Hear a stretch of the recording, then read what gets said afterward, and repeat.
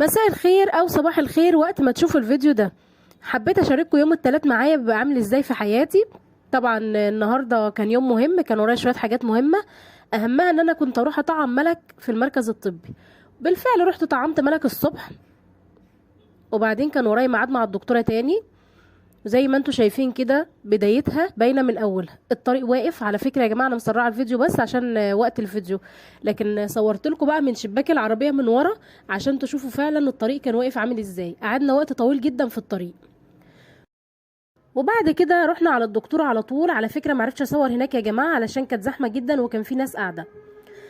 المهم رحنا للدكتوره يا جماعه، يشاء القدر ان يحصل معاها ظرف طارئ النهارده وتتاخر. قالوا هتتاخر، مش هتيجي الساعه 1، هتيجي الساعه 3.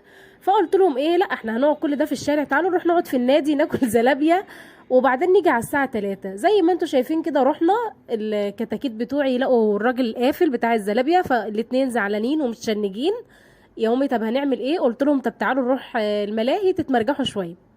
وبالفعل زي ما انتوا شايفين ماشيين كده، يشاء القدر برضو ان الملاهي تكون عطلانة يا جماعة وفيها عطل فني وبيعملوا فيها صيانة.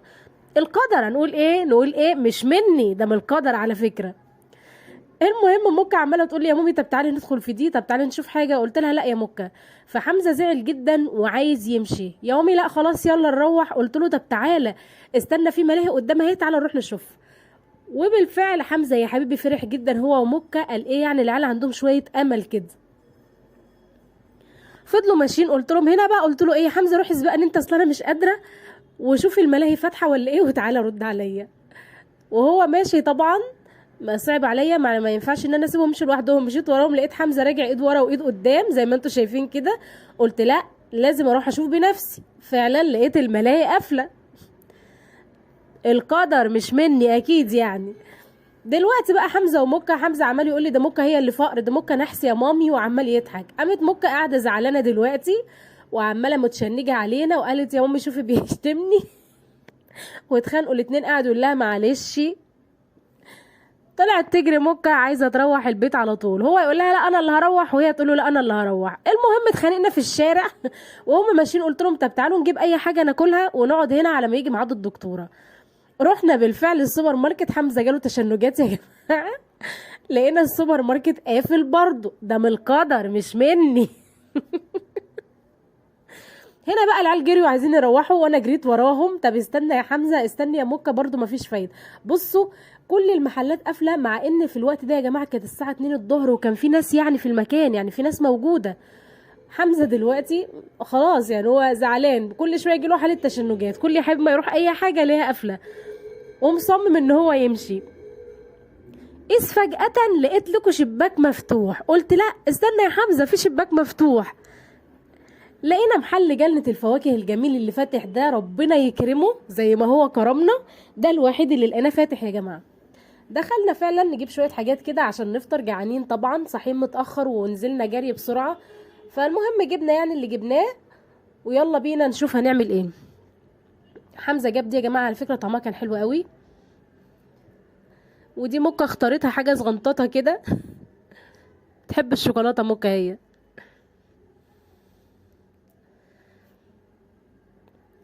بتوريكم ممكن عايزه توريكم. وهنا بقى جبنا ميني ساندوتشز كده يا جماعه عشان نفطر بيها. وبالفعل افتح يا حمزه فتح، قعدنا نفطر. هنا بقى حصل موقف غريب جدا عشان تعرفوا ان اليوم جميل. حمزه هنا قاعد ينقي اللانشون اللي في السندوتشات بتاعته ويقول لي يا مامي هاكل القطه. قلت له ماشي يا حبيبي اعمل الخير، اكل القطه. بعدها بشويه لقينا اختها جايه، يا مامي هاكل القطه. ماشي يا حبيبي. فجاه راحت القطه مناديه على اخواتها كلهم زي ما انتوا شايفين كده بالظبط. بقينا محاصرين من كل الاتجاهات.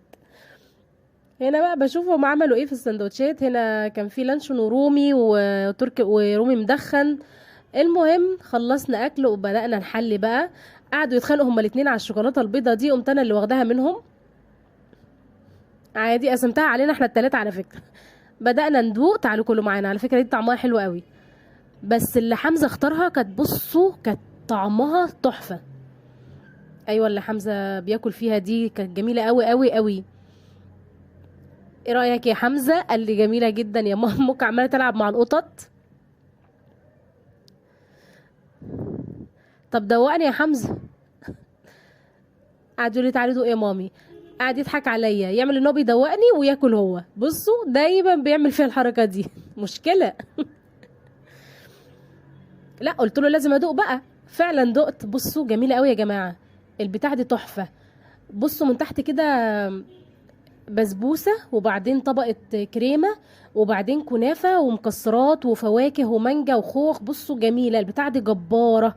هعملها لكم فيديو على فكره عشان عجبتني قوي. قعدنا ناكل هنا بقى، ما قدرناش نكملها، حبيت بس اوريكم كل التفاصيل اللي فيها، عميقه ومليانه قوي يا جماعه، جميله جدا، دسمه قوي البتاع دي. بصوا حلوه قوي.